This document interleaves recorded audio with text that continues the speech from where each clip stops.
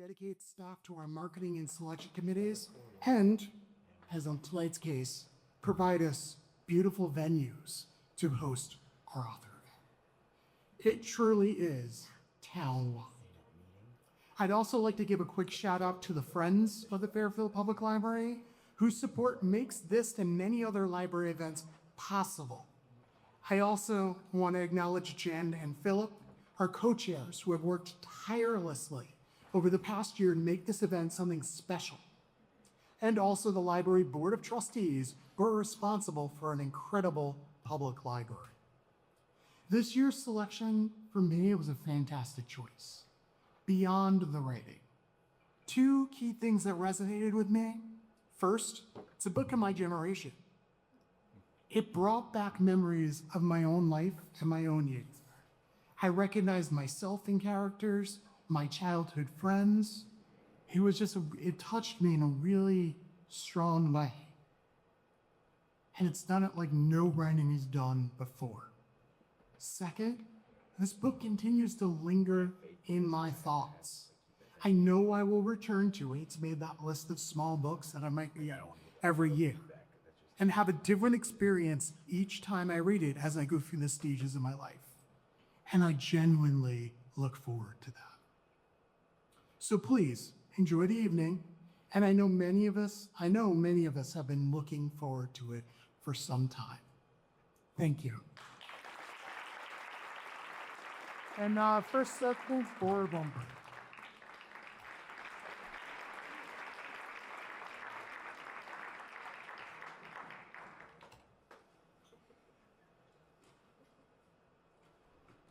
Thank you, Scott, and thank you everyone involved in our public libraries. We'll get to that in a minute, but first I want to welcome all Fairfielders and welcome all the visitors from Planet Cricket Rice. You went here? I like it, mate. So I love this book, but there is one really insidious thing about it. Do you know how long it took me to stop saying water? 18 years of my life saying water, thinking that was normal, until I got to college, Connecticut, and all you elite New Englanders beat that out of it. Brad likes nerve for you. I pushed it completely out of my mind until now. Thank you, Marie-Helene. The urge to say water has always worked. What's next? Hoogie. By the way, I don't think Adina likes hoogies. Too much chomping and swallowing. So I grew up near Northeast Philly, in Cheltenham Township. Northeast Philly was simply the Northeast and not in our lexicon, and was just another tight neighborhood like Cheltenham and Abington. So it's kind of like, hey mom, Ed and I are driving to the Northeast to get a hood body and a kid. And that's a border. Martin's Aquarium, oh my God. I haven't thought of Martin's in years. So Paul Weintraub was from Elkins Park, right next to Winco where I lived. And he owned two stores, one in the Northeast and one in Jenkintown, and right up Old York Road from me. And that's where Adina bought her first car in Jenkintown. I knew a lot of kids who worked at Martin's. I also never had, nor did I know anyone who had a tropical fish from Martin's that lived more than a month. Buying a fish from Martin's was how kids learned about the transience of life. Son, let me tell you about that. Don't worry, Dad. I know all about it, thanks to Martin's. How about the giant golf ball at Burholm Park driving range on Cotman Avenue? So I was an athlete as a young man, and I played football in middle school, Cedarbrook High School, and then at the football Cheltenham High School, and then it was the university. And I have to say my greatest athletic achievement of all time was driving a ball into the hole on that massive golf ball at Burholm driving range. And because of Beautyland, and I know not everyone will have this experience, but because of Beautyland, I reconnected with my whole group of high school friends this week, and we were talking about the giant golf ball, and that it's not there anymore, unfortunately. And also Adina, she goes to Pennypack Park, which was a huge part of growing up in our area. Philadelphia has an amazing, I'm putting all these plugs in for Philly, but I do live in Connecticut. Philadelphia has an amazing connected park system, one of the best in the country. And the Northeast, Cheltenham, Abington, the kids could all bike from Lorimer Park to Pennypack Park and vice versa. And a lot of meetups. And so this brought back a lot of memories, but none more so than the bungalows at Wildwood, New Jersey. Bungalows at Wildwood, New Jersey. I just think you never truly know suffocating heat and annoying mosquitoes until you stay in a Wildwood bungalow during a high spell. It's like a Rambo movie. But some of my favorite lines in this book, but probably ever, about Audrey, and I'm going to use this one. I'm going to annoy the heck out of my staff. Dina asks Tony, what does she bring to the table? Tony answers, chocolate chip cookies. So I feel sorry for my colleagues because that one's going to be used over and over and over. And how about when it's time to decide the official food of movie watching? Human beings did not go for fig Newtons or caramel foods that are silent, but popcorn, the loudest sound on earth. And by the way, I'm assuming that Dean and her mom and Mark were at the Orton's Theater. They had a whole 8 movies playing all at once. So I love the description of the neighborhood, the transitive properties of apartments and single mothers. I mean, just amazing writing. And then you have to live in this area to really get this, but in the language of their neighborhood, Northeast Philly, you do not replace your lawn with AstroTurf. You do not put on hairs, which means anything from pronouncing French words correctly, to sending your child to private school, and you bear your ethnicity regardless of the anguish that brings you. That's so on the nose for Gordon Stiller. But my favorite of all was Mr. Texler, the only male teacher in the school, and he looks like the answer to the assignment, draw the most average man alive. By the way, I had 2 Texler-esque teachers at Wakewood Elementary School, and not very productive academic years for me. So one thing about this book and this main character, Adina, so I know that had Adina been born 13 years later, she was born in 77, I was born in 64, but if she lived in Cheltenham, she would have been part of my friend group for sure. And our criteria was simple, be nice, smart, have a big sense of humor, and extra points for being a little quirky, double extra points for being from another planet. No J-girls allowed. Faxes weren't invented yet, but now I'm wondering if some of my old friends corresponded with Solomon through their diaries or some other weeds. So obviously I'm in love with this book, and I think the committee just picked an awesome book. But I've been given something to read. And so, you know, we have a great library system here. We have more than 292,000 volumes, and we circulate more than 1 million items each year, and the library's resources include dozens of events, seminars, and children's programs. We're grateful to the Friends of the Public Library who each year sponsor One Book, One Town.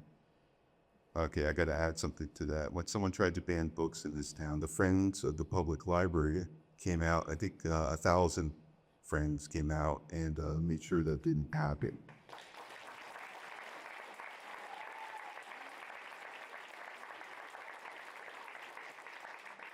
I'm very pleased to welcome Marie-Helene Bertino to the list of authors who've traveled to Fairfield to discuss their books.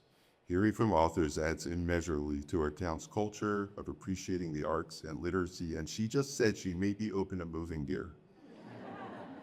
I read Beautyland. I'm looking forward to hearing more about this fascinating book from her tonight. And now I'm going to hand this over to One Book, One Town co-chair Jennifer Leisman, who will introduce our author. Thank you.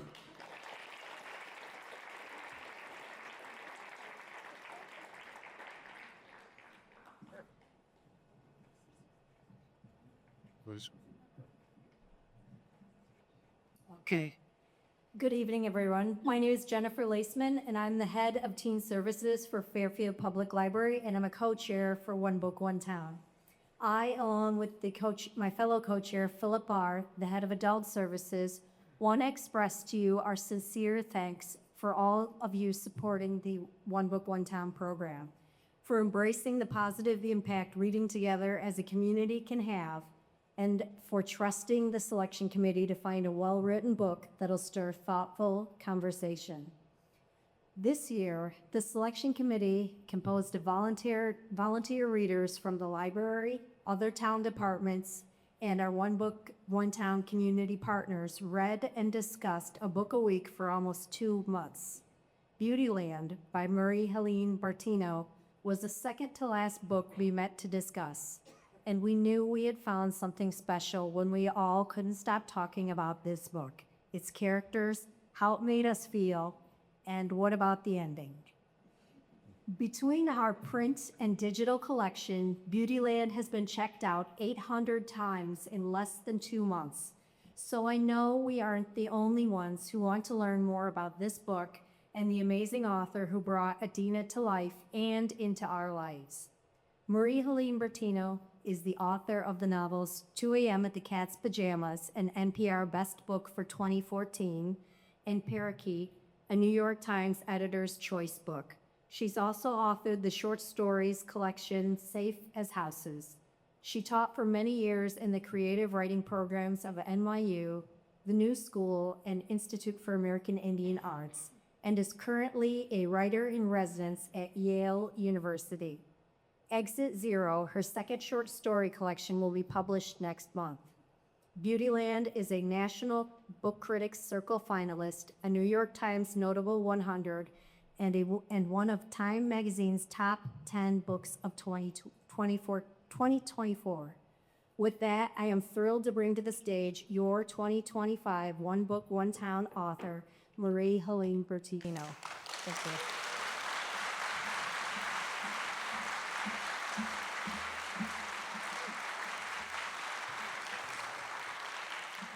Oh, wow. Thank you so, so much. Hi, everyone. Good evening.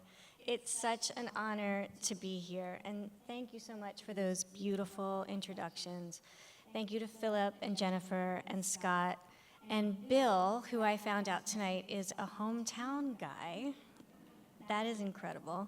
And to the Fairfield Library and the Friends of the Fairfield Library, and to you, Fairfield, Connecticut, for coming out tonight in the rain and for choosing Beautyland as your One Book, One Town of 2025. I still can't really wrap my mind around the fact that it's been chosen and I get to be here tonight to share with you a little of my story. Considering that Beautyland is about trying to connect to every human on Earth, this is a particular thrill because when I found out, I thought, first Fairfield, then the world. What I've been asked to do tonight is share with you a little of my journey and a little bit about myself and the book. And then I'm going to finish by briefly going through a few questions I've been getting about the book since it was published 1 year and 3 months ago. And then we'll have time for you to ask your own questions. For those of you who haven't read Beautyland, I'll sum it up. It's a cradle-to-grave story about a woman named Adina Giorno who believes she is an extraterrestrial. She is born to a single mom in 1977, the very moment Voyager 1 was launched into space. And after a distressing event at age 4, Adina becomes what she calls activated and is aware that she has been sent to Earth to report on human beings. In transmissions, she sends back to her people, who she calls her superiors, via a fax machine her mother pulls from the trash. You know, just like a garden variety memoir. Adina documents what can be referred to as the profound mundane. And so that means in her adolescence and teens, she's reporting on what is around her, what is at hand. Her mom's dating life, her best friend, why popcorn is the official food of movies when it's so dang loud, etc. But as she accrues losses in her 20s and 30s, her notes delve into the very marrow and the purpose of life. So I thought I would share with you a transmission she writes about the song Amazing Grace to show you what I mean. When they are in pain, human beings sing Amazing Grace. It has transcended religious, cultural, and racial context and is about the basest of human cultures, which is suffering. The more we live, the more we love, the more we lose, the more we believe we are lost. The song says, if you remain elegant, you will be found. It might take a while. You may have to chill in misery for longer than you feel is necessary. But hang in there, and you will receive grace. Grace is unmerited kindness. Unmerited because you are a wretch, which is a synonym for human, which is a synonym for flawed. Grace, a place to store loss. Eventually, in middle age, Adina experiences a different kind of loss, that of privacy, as her notes unexpectedly reach a larger audience and strangers begin to weigh in on the question, is Adina really an extraterrestrial, or is she merely a troubled, lonely woman? Vibe change. So like Adina, I was born in Northeast Philly, and I was raised by my mom, Helene. My mom taught me that nothing is trash that can be turned into something else, like a planter or a shelf, or even, in one case, a lily pad pond. My mother's mother is from the Basque region of France, and my father was Italian. I have always wanted to be a writer, and I wrote my first book at age 11. It was called The Dream Crystal, and was about a woman with amnesia who accesses a fairyland called Neshaminy, named after my local mall. She is enlisted by garden fairies to save their dying world. The text was overly dramatic, derivative, and I definitely should have paid royalties to Lloyd Alexander's Black Cauldron series, but I've never been more proud of anything in my life. It was a spiral-bound copybook filled with my careful handwritten pages and accompanying illustrations. It was a sacred object to me. So you know how sometimes when things are going really well, the vibe clicks and coincidences start to happen? Well, you won't believe this, but the very year I wrote The Dream Crystal, the Huntington Valley Library in the suburbs of Philadelphia announced their first ever Write and Illustrate Your Own Book contest. Well, I just about lost my 12-year-old mind. I had to enter, but the submission required a typed manuscript, and though at this time some people had computers in their homes, we certainly did not. So my mother bought a word processor, a bulky, cumbersome office machine that weighed 3 tons and practically took up our entire kitchen table, but was able to accomplish the most sophisticated form of communication I could imagine. It could produce, process, a book. So every day before school, I typed a little of my book into the word processor until I had a manuscript of 103 typed pages. I submitted it to the library in a holy and sacred manila envelope and prayed that my novel would be better than all the other novels that all the other 12-year-olds had written over 2 years of their summer vacations. And I waited. And I waited. It was my first experience of waiting to hear if a work would be accepted, and it was torture. Every day felt like a year. Until finally, I received a phone call on our wall-hanging landline with the long, curly cord. It was Nancy Hensler, the head librarian of the Huntington Valley Library, who informed me that I had won. Was that a surprise to you?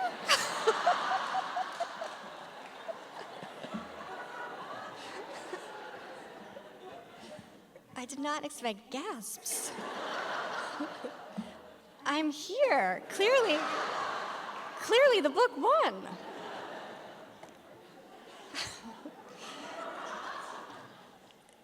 The dream crystal was bound and put into the library. So my mom has told me not to say that Beautyland is my 4th book because technically it is my 5th. While I was typing the dream crystal in, by the way, I wasn't worried about her, my mom, who worked in human resources and didn't have a lot of time for fun. I wasn't worried about my dad, who I saw in weekly visits that could be brutal and confusing.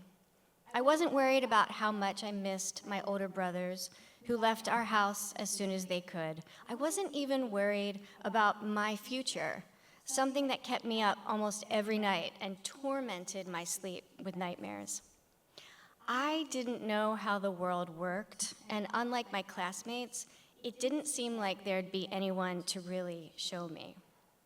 Nancy Hensler had no idea what kind of home she was calling into that day, or that phone call would be the best I've ever received.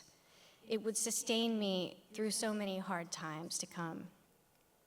I texted my mother while I was writing this speech to ask how it was that she was able to afford that word processor, and she texted back in all caps, layaway. On time, Sears, Roebuck and Company. And then a few minutes later, she texted, I paid off the amount in a specific time frame with no interest. And then a few minutes later, she texted, it was the Sears on the boulevard. And I texted, how on earth do you remember all of that? And she said, because it was so important.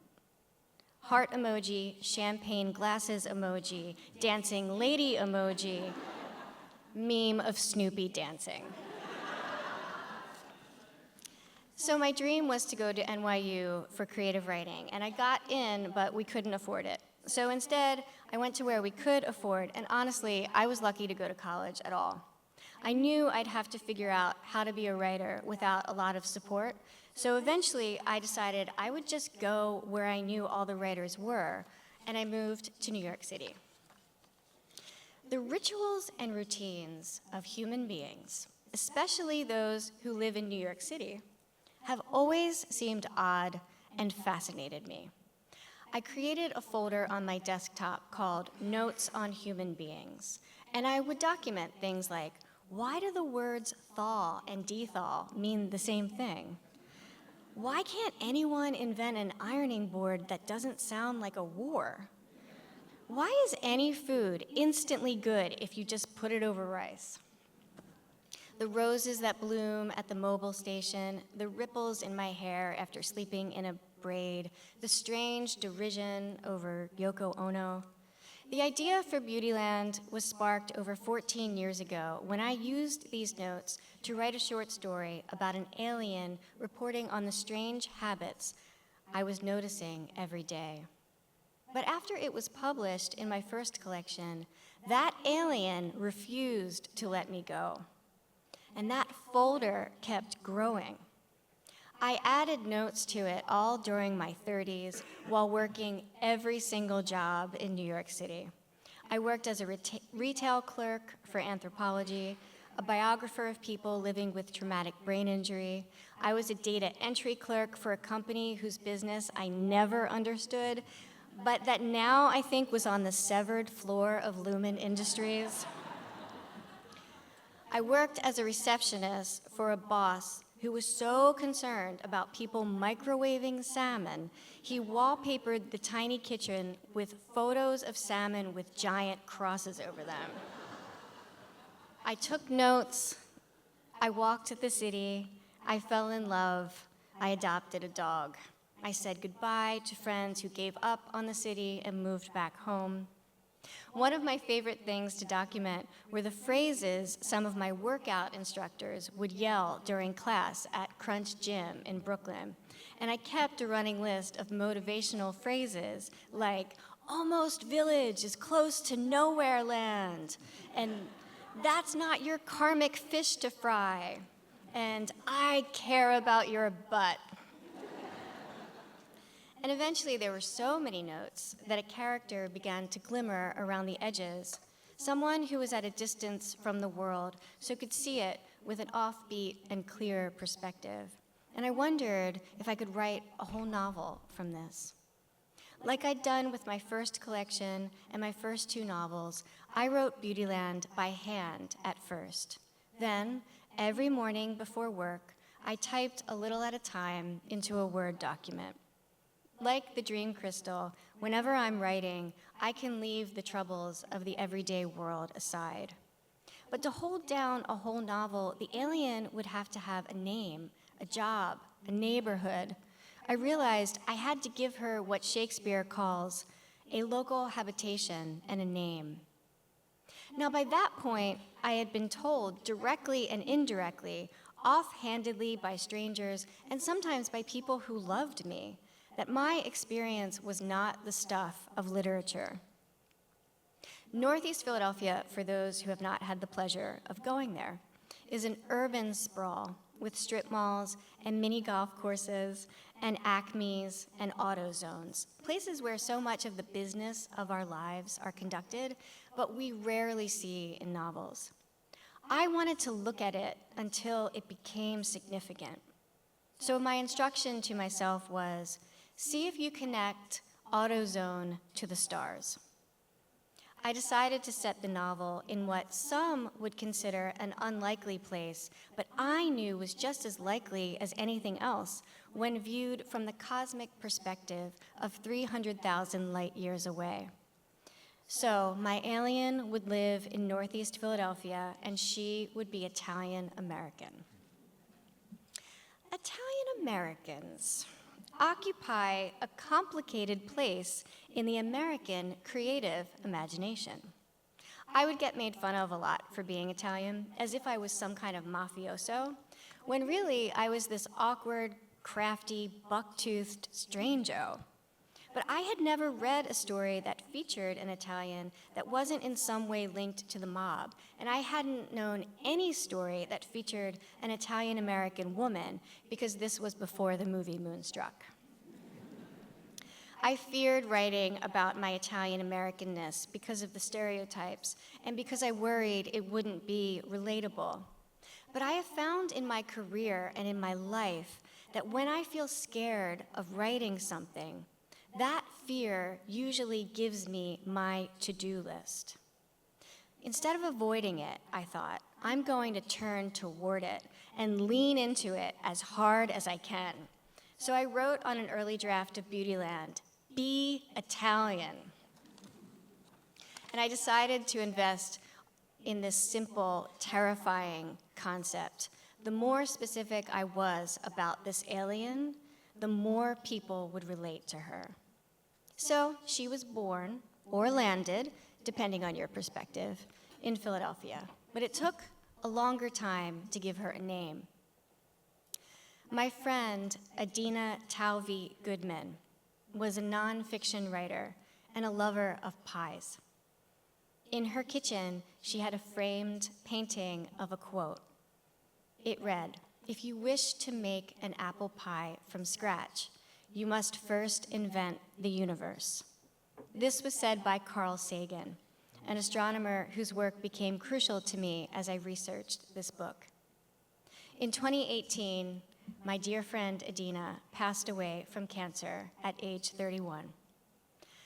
I feel like giving the alien her name was kind of, if you'll forgive me, written in the stars. Through Adina the alien's eyes, then, I was able to return to my childhood haunts and see them like a newcomer. Photomat booths and hip-hop music, and the workout instructor became Yolanda Kay, one of Beautyland's surprises, an improbable woman who shows up at Adina's darkest time with off-kilter advice written in vignettes like this one.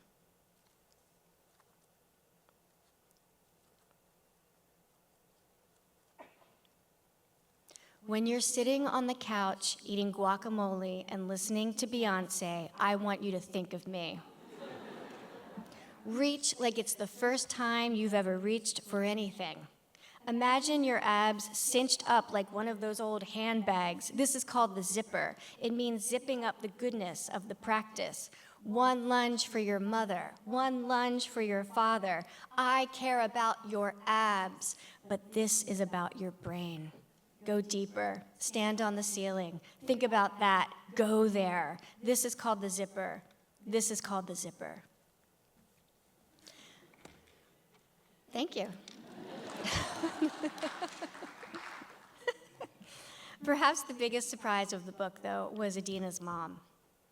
I had never read a rendering of a single mother that wasn't some strange stereotype of selfishness. We were talking backstage, like single mothers who have crappy boyfriends and then just have these terrible lives.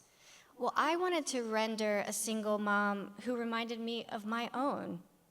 Adina's mother became a complex, caring, hardworking woman who changes and grows in surprising ways. After she has an upsetting dating experience with a coworker, she decides to build a garden, and I loved the idea that this garden would be growing in the background throughout all the years of the novel.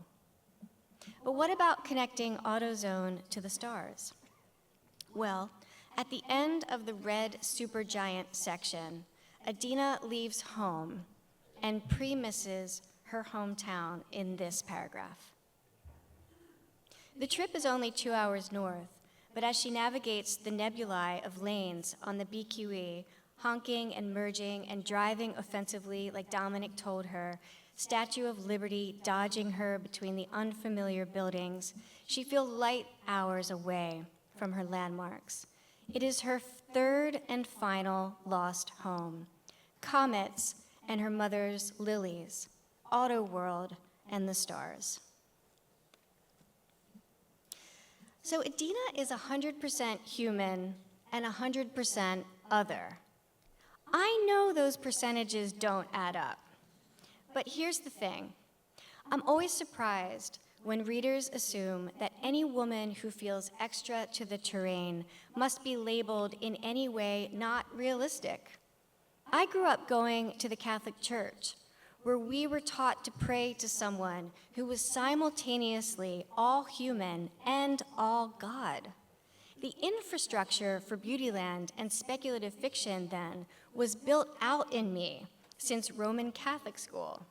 All to say, I never understand when people think fiction is a lie, because whatever else I'm doing, I am telling the truth as hard as I can. I grew up watching my grandmother type letters to our ancestors in the Basque region of France, and she would write to them in Occitan using her old typewriter, a bulky, cumbersome office machine that weighed 3 tons and took up an entire tabletop, but was able to accomplish the most sophisticated form of communication I could imagine, relating the events of our everyday to our family an ocean away. So I grew up with the understanding that some families were people who lived very far away and spoke a different language, and who you connected to through writing. Speculative fiction contains inherent equations, and Beautyland is also a story of immigration. Sometimes I think of Adina as a foreign exchange student, trying to describe her host family and neighborhood to her family far away who she dearly misses. Being an alien means you feel at a distance from humans. And Adina encounters profound loneliness and shame, a feeling that is shared by so many humans on Earth. There are 5 scenes of coming out in the book. 2 when Adina's friends, Tony and Dominic, come out to her, and 3 when she tries to tell people her true identity. Each time, she receives a different response, most heartening, some not. But these 5 scenes are meant to echo what it is to try to tell someone who you really are. And they reflect my own experience of coming out as bisexual to my family and friends when I was in my 40s. Adina's vocation of noticing and documenting means she must keep a certain distance because she knows one day she will be called home. And in this, too, she is entirely human. Though this book has been called science fiction at times, I can't think of anyone more realistic. So you might understand by this point why I gave Adina a fax machine. A bulky, cumbersome office machine that weighs 3 tons but is able to accomplish the most sophisticated form of communication I can imagine, connecting Adina to her superiors, her family, and eventually to a world of readers. Because being specific and doubling down on her identity and neighborhood led to her connecting to a broader swath of people than I ever could have imagined.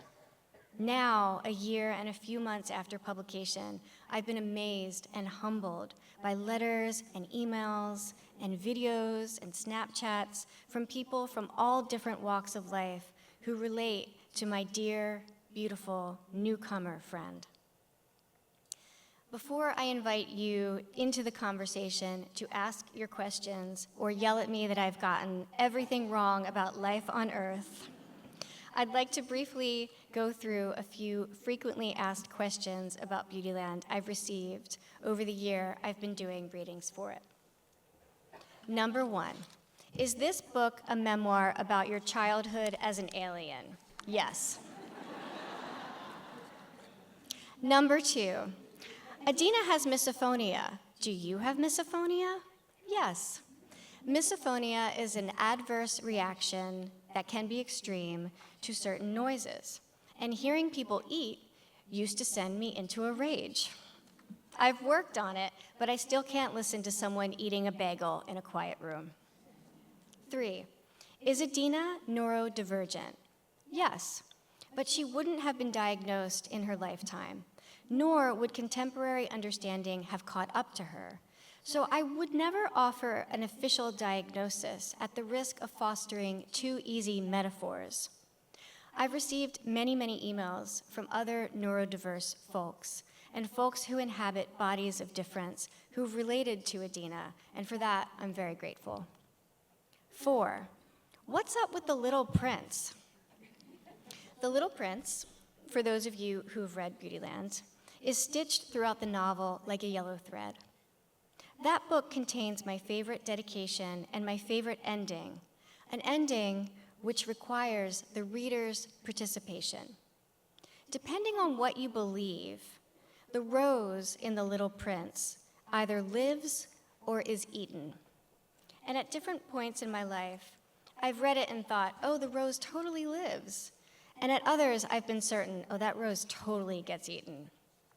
But because Antoine de Saint-Exupéry wrote it expertly, the ending is a living, breathing thing that grows with and reflects its reader. You might begin to understand how this relates to Beautyland if you've gotten to the ending. Number 5, yeah, about that ending.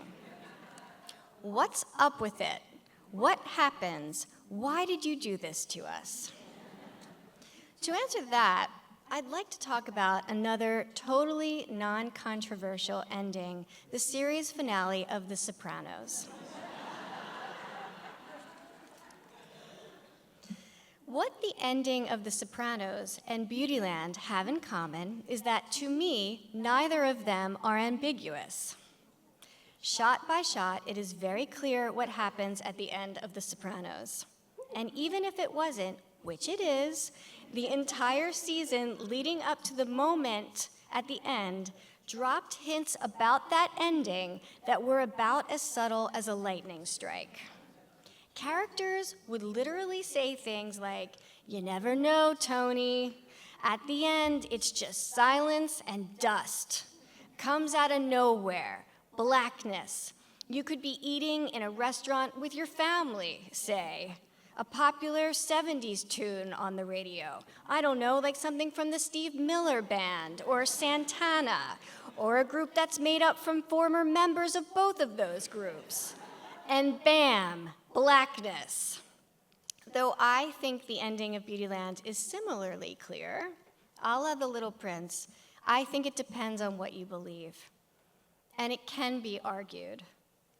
I think that the ending can and will change if you read the book at different points in your life.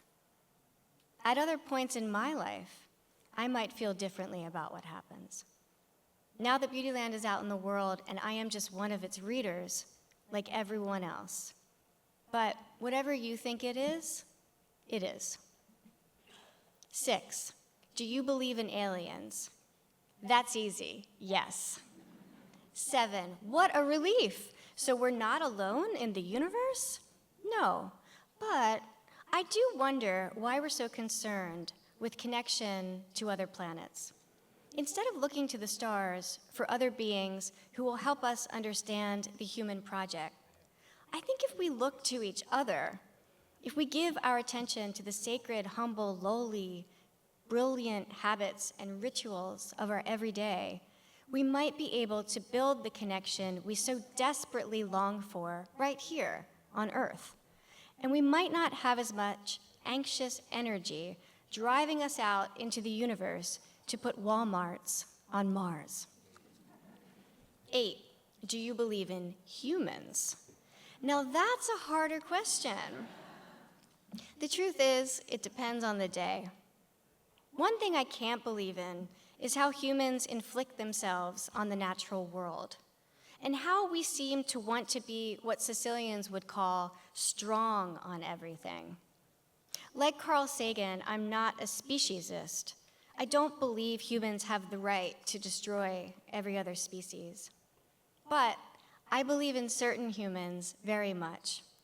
Last year, I traveled to Texas to American Short Fiction's Stars at Night celebration, where I met a man named Roosevelt Weeks.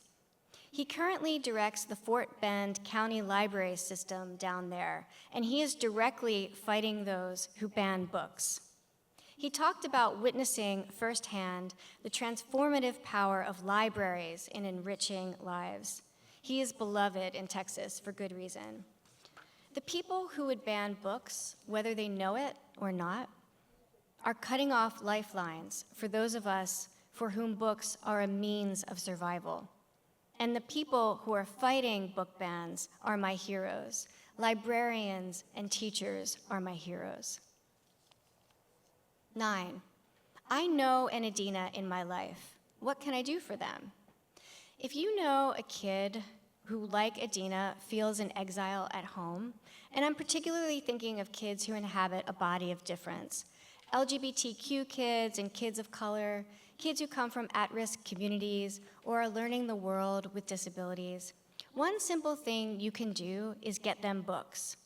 But along with those books, get them blank copybooks and a set of markers so they can write their own books where someone they are or love gets to be the protagonist. The act of one person can help countless others. Huntington Valley Library's Write and Illustrate Your Own Book contest was the brainchild of Nancy Hensler, and it lasted for 25 years until she passed away. And because of Nancy's work, I am in front of you today saying librarians and teachers create spaces to feel at home. And every day now, as a professor of creative writing, I try to use the classroom to do the same. The other day, a student asked me, why do we tell stories? And I gave this long, convoluted answer. But the point was, we might not be able to articulate exactly who is helped by telling our stories, but every day someone is harmed or worse because of their inability to tell theirs. So books and writing are powerful forms of survival, and for some of us, they are ways to imagine ourselves into better circumstances, a way to get to the next moment, ways of saying, I refuse to be limited by these crappy circumstances. I refuse to be limited to this planet. I refuse to be limited even by the laws of physics. And the final question, what do you want readers to take away from this book? Allow me to answer this question with two seemingly unrelated anecdotes. First, There's a poet, Buck Downs, who used to come up here to New England to make grave rubbings. New England has the best cemeteries, as you know, and he would do these rubbings and make beautiful books of poetry with them. And he wrote something about this practice that stayed with me. He said, "Making grave rubbings points to some practical geomancy in which the materials on the earth are always only waiting to be activated." And then I remember during my honeymoon in France when my partner Ted and I walked to a grocery store and bought a few things for dinner, including a lemon. And when we went to check out, the cashier took the lemon, and with the tip of his fingers, he rolled it gently on the counter. And he told us that anytime we wanted to use a lemon in cooking, we should do this first. He said what he was doing was activating the lemon. Did you know that, how to activate a lemon? If you learn nothing else tonight, you have learned a culinary tip to activate your lemons. So I have a hard time sometimes with these talks because I get all in my head about it, and I'm like, what inherent question am I answering? And it's essentially, why is this book important? Well, Beautyland is about how anything, any human, job, animal, blade of grass, year of your life, anything can become significant if you gift it with your attention. And believing that something will add up to meaning is a practice of faith, a practice that prompts us all to get married and pursue careers and have children, which is why I teach the writing of the novel alongside durational practices like this one. Every day, write 5 small things you notice that you describe in surprising and exact ways. And that's my homework to you. Every day, 5 small things. I promise it will add up to something. I promise, even if you're certain it won't. And that's why I call Beautyland a faith-shaped book. So my answer to the question of what do you want people to take from this book is, I want readers to activate, activate, activate. Thank you so much for having me tonight. I hope you all have a lovely evening, and I hope Carl Sagan blesses you.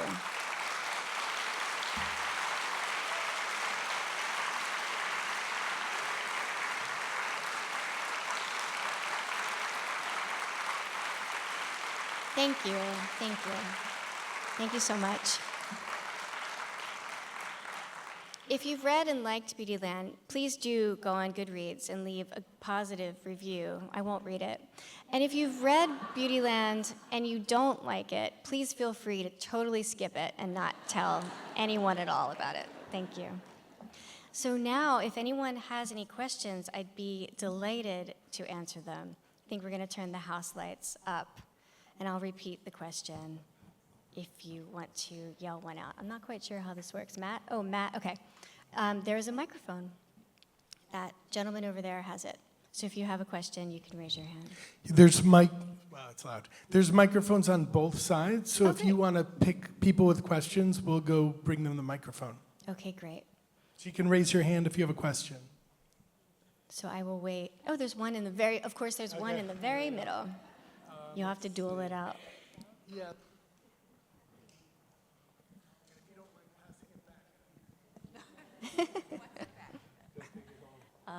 So thank you. This has been an amazing talk. I really I found this so valuable. But my question is, the novel is titled Beautyland, which is also the name of the store, a store in the story. So I was just curious, beyond that reference, what significance does the title hold in relation to the novel's broader themes? Thank you for that question. There's only, so people are super into that question up here. Beautyland, should I repeat the question or because there's a microphone, have you all heard it? Okay. The title. Beautyland is a store, and it is also a location, and it also reflects a broader theme that I can't talk about too much because it would give away something that happens at the end. And essentially, I think for Adina, it represents home, and it represents the idea of home. And in my mind, since it's the title of the entire collection, it's almost as if it's the title of the document about Adina's life on Earth that perhaps her superiors would have a hand in.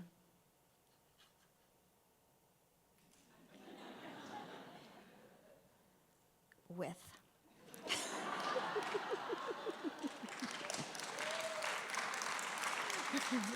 Did that make sense? I mean, there's only so much I can say.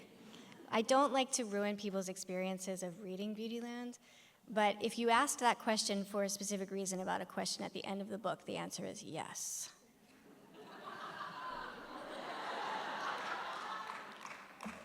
That's the best I can do.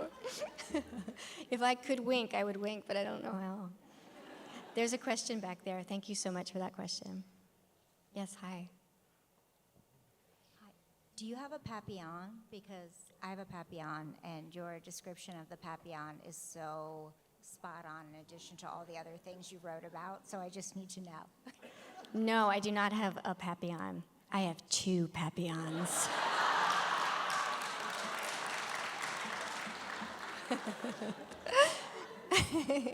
When I wrote the book, I had my original rescue papillon, Fantastic Mr. Fox, who was my soul dog. And Butternut in Beautyland is based on Mr. Fox. He sadly passed away in 2018, and now we have 2 more rescue papillons. I fell in love with the breed. Are they not amazing, that breed? What is your papillon's name? Sadie? Aw. Sadie girl? Aw. Orange and white or black and white? Sable colored, amazing. Okay, this has become a papillon chat now. We're just gonna talk about dogs and rescue dogs. Thank you for that question. Mine are named Merlin and Marcello. Yeah, they're the best. They're the total best. Hi. Great job on the talk, and thanks for coming to Fairfield. I'm just curious, can you talk a bit about your writing process? Do you outline? When do you write? Do you, in the mornings, do you have a certain amount when you're writing a novel? Do you have like targets that you want every day or every week? I'm just curious about how you process, you go about writing a book. Of Thank you. course. So about my process of writing.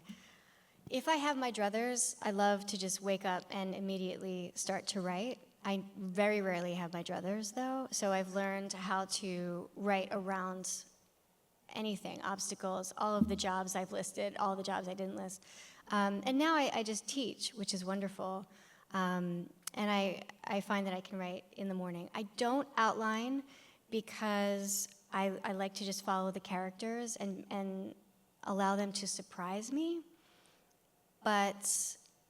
And I feel like when you outline, I'll speak for myself, when I outline, it tricks the mind into thinking that the creative work is done. And I've had students who've worked so hard on their outlines that then when it's time to write, they can't do it. And it's because the mind feels like it's already finished and there's no more kind of juice left for the creative discovery process. So I tend not to outline, though I certainly know people who can only outline. But yeah, in the morning when I can. Otherwise, whenever I can. Any other questions? Hi, right here.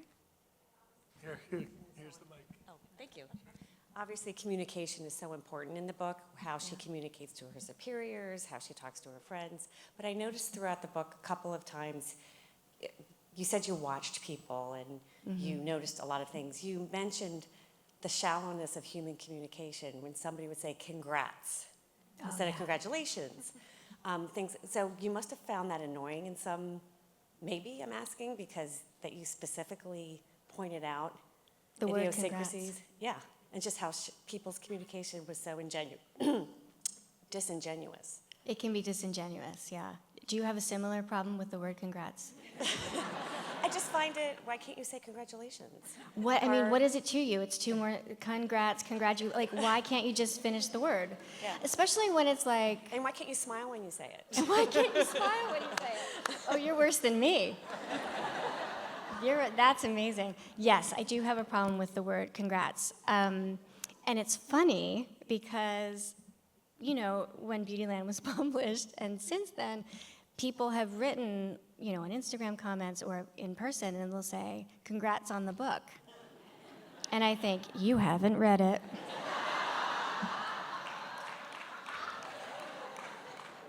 Congrats on the book. And the other phrase that Adina has trouble with is the phrase, you are not alone.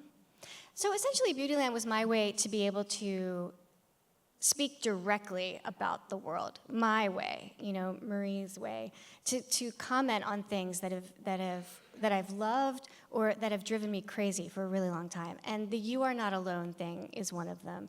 Because when people are in abject sadness and sorrow and depression, telling them you are not alone makes them think, well, I feel alone. So if I feel alone, I am alone. And so it's like you're denying the experience that they're having.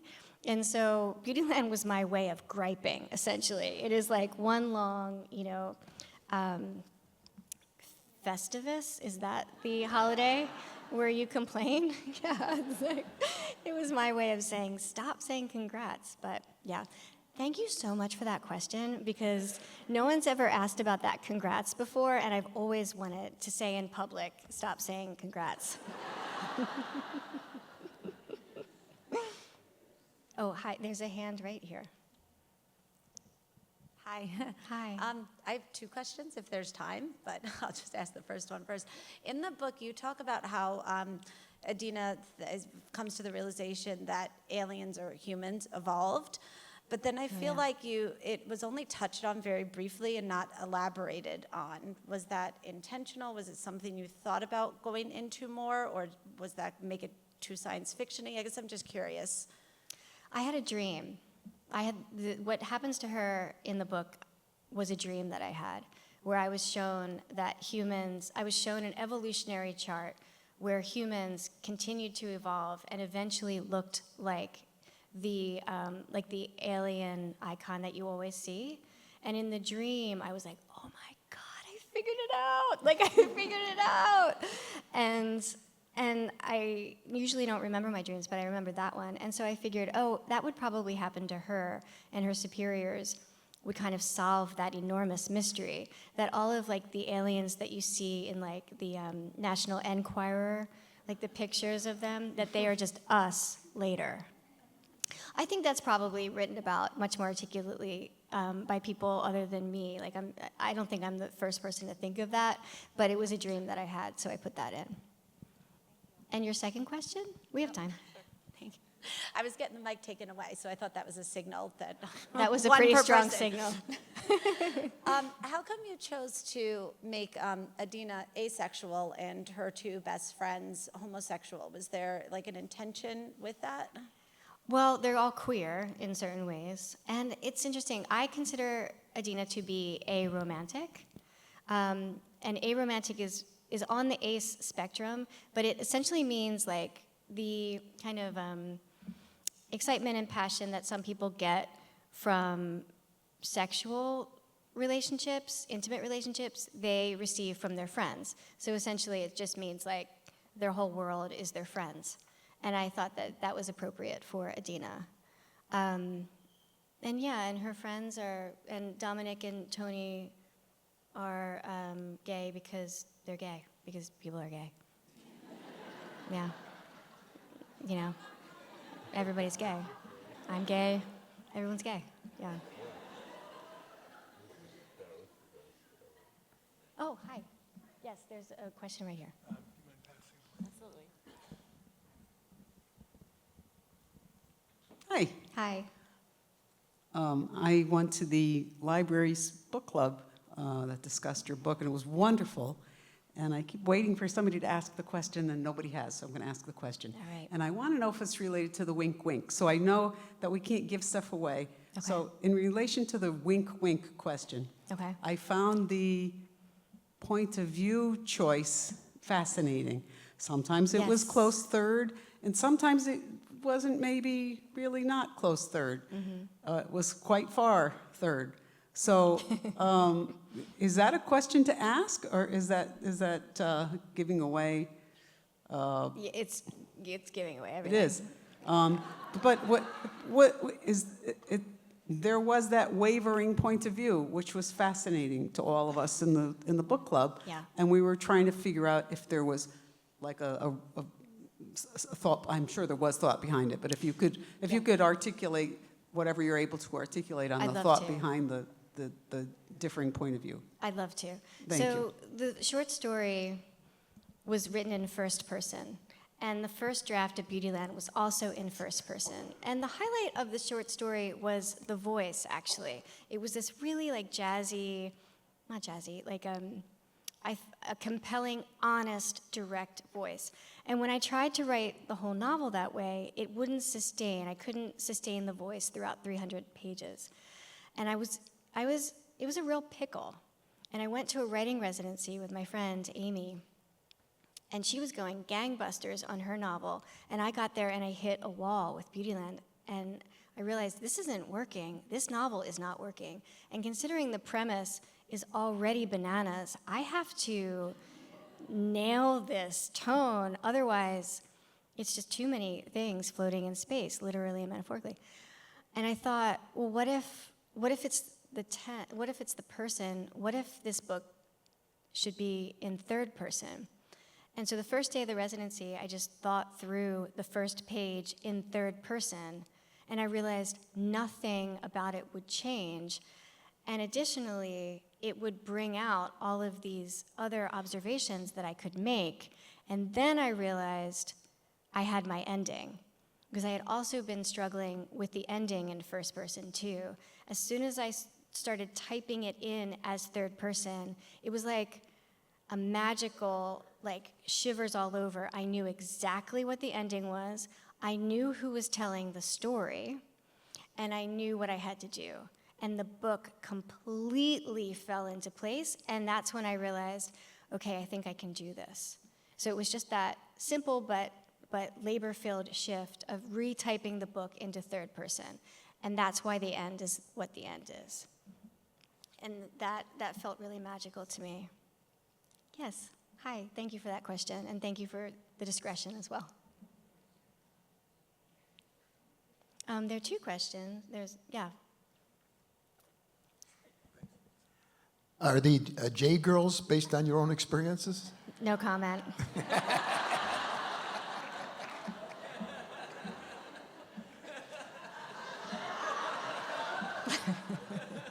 No comment. How dare you? What I will say is that they originally had different names. They had the real names up until, it was about to be published, and I was like, oh, I forgot to change these names. Oh, no. And I very quickly changed the names. But they were dear friends of mine in other ways. And no, they were not based on anyone specific. It's fiction. Thank you for that question. Thank you. Hi. Hi. So, getting back to what we talked about in book club, I don't know if you'd be giving away the ending, because I was just curious, like the third person was the superiors, or?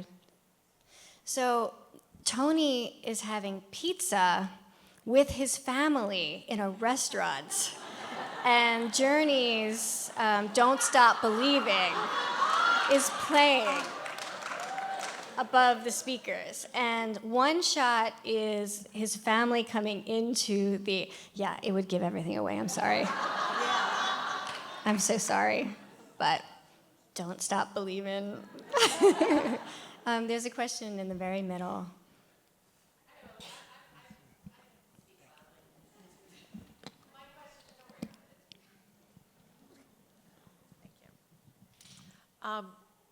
First of all, I loved the book. When we talked earlier about it, it was really tremendous for so many reasons. But like your mother, I agree. This is your fifth book, and I love the fact that your mother thinks that way, and that you also portrayed the mother in the book with positive attributes and a lot of growth. And I applaud that, and I think that's beautiful. And I also love your mother's emojis. But I'm wondering, what's the 6th book going to be? Thank you for that. Actually, I have a collection of stories called Exit Zero coming out in April, so next month. And Exit Zero, which some of you who know the region might be familiar with, a couple of the stories are set down the shore in Cape May and in that area. So yeah, it's a collection of stories. Yeah, and I'm always writing, I'm hoping to get some more time soon so I can start the next novel. Yeah. I know that we're hitting time, so are we finished, or should I take one more question? Maybe one more question? Okay, great. I'm happy to stay here until midnight, but I know you all have jobs and families, so I will let you go. Oh, hi. This is an easy one. Okay. Where can I get a sesame seed pizza?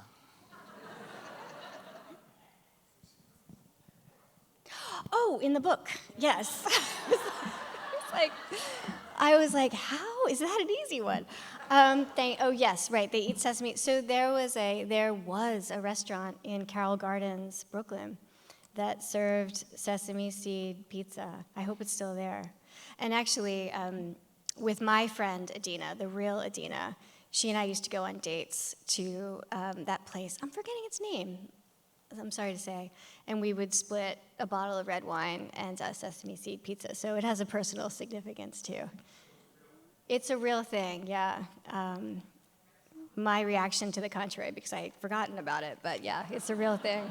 It's a real thing. Yeah. So I just want to thank you all again so much. Thanks for a lovely evening. Thank you, Fairfield. Fairfield is Booktown. Thank you.